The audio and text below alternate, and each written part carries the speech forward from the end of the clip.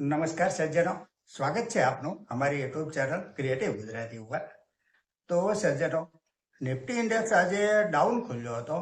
એક સમયે ઉપર 24,181 સુધી ગયો તો ખરો, પરંતુ સસ્ટેન ન કરી શક્યો અને 97 પોઈન્ટ ઘટીને 23,995 બંધ આવ્યો છે. આજે ઓઇલ એન્ડ ગેસ ઇન્ડેક્સ 1.60% પ્લસમાં રહ્યો છે.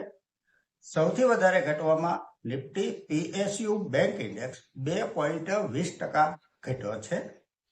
ગોલ્ડ તથા સિલ્વર ઇટીએફમાં પણ આજે મંદી થઈ છે અને ડાઉન ગયા છે. આજે કોહાન્સ લાઈફ સાયન્સ 14.20% પ્લસમાં રહી 493 રૂપિયા બંધ આવ્યો છે. ક્રૂડ ઓઇલ આજે 3% ઉપર જઈ 111 રૂપિયાની પણ ઉપર ટ્રેડ કરી રહ્યું છે પ્રતિ બેરલ.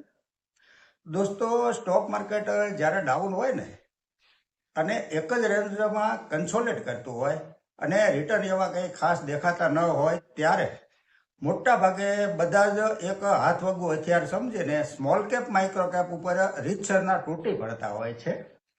અને રિટેલ તથા નવા રોકાણકારોએ સ્મોલ કેપ માઇક્રો કેપમાં રોકાણ કર્યું છે તેમ કહી તેને ભાંડવામાં કંઈ જ બાકી રાખતા નથી હોતા. જ્યારે પણ કેમેરા સામે આવે ને એટલે તરત જ સ્મોલ કેપ માઇક્રો કેપ અને રિટેલ ઇન્વેસ્ટરો ઉપર દોષનો ટોપલો ઢોળી દેતા હોય છે, પરંતુ એવું નથી.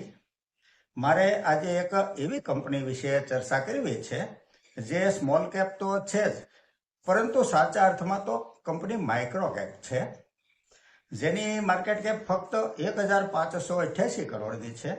સ્ટોક ડબલ ડિજિટમાં ટ્રેડ કરી રહ્યો છે અને આ કંપનીએ રોકાણકારોને વીતેલા એક વર્ષમાં 150%નું વળતર આપ્યું છે.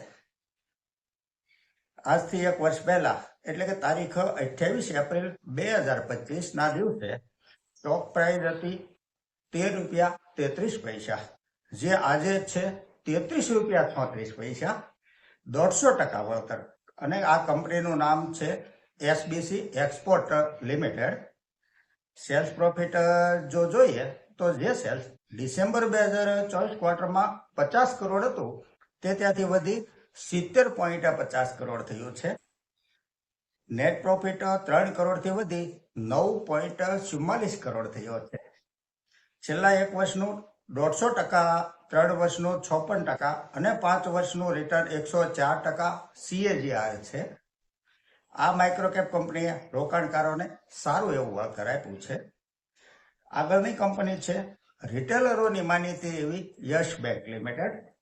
આ કંપનીએ માર્ચ 2024 ક્વાર્ટરનું રિઝલ્ટ રજૂ કરી દીધું છે, જેમાં એક્સપેન્સ ઉપર કંટ્રોલ કરીને જે નેટ પ્રોફિટ માર્ચ 2025 ક્વાર્ટરમાં 745 કરોડ હતો તેને ત્યાંથી વધારી 1,082 કરોડ કરી દીધો છે.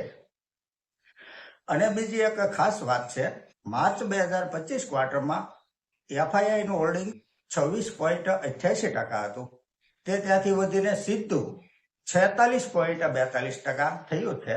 આ ઘણો મોટો જમ્પ એફઆઈઆઈના હોલ્ડિંગમાં ગણી શકાય, જે કંઈક તો સૂચવે છે.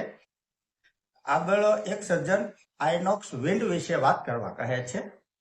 કંપની પવન ઉર્જા ટર્બાઇન જનરેટર વગેરે બનાવે છે તથા આખા પ્લાન્ટ પણ પવન ઉર્જાના બનાવી આપે છે.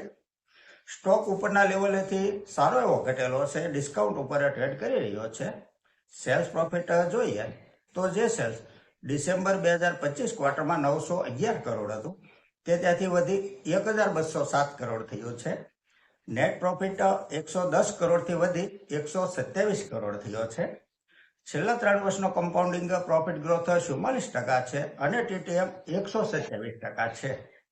સેલ ગ્રોથ CAGR 3 વર્ષનો 79% છે, TTM 57% છે.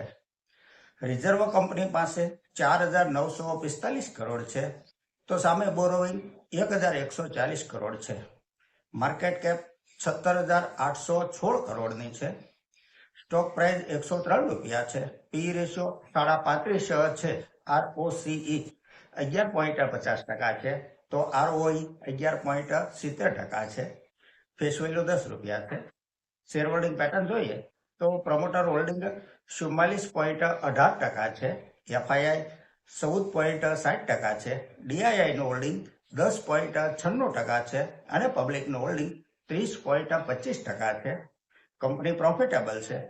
જો આપના પોર્ટફોલિયોમાં હોય તો હોલ્ડ કરાય. તો સજ્જનો, આ સાથે આજની આ ચર્ચા અહીં પૂરી કરીએ છીએ. જો આપને આજની આ ચર્ચા પસંદ આવી હોય તો લાઈક કરજો, શેર કરજો, મારી ચેનલને સબસ્ક્રાઈબ કરજો. નમસ્કાર.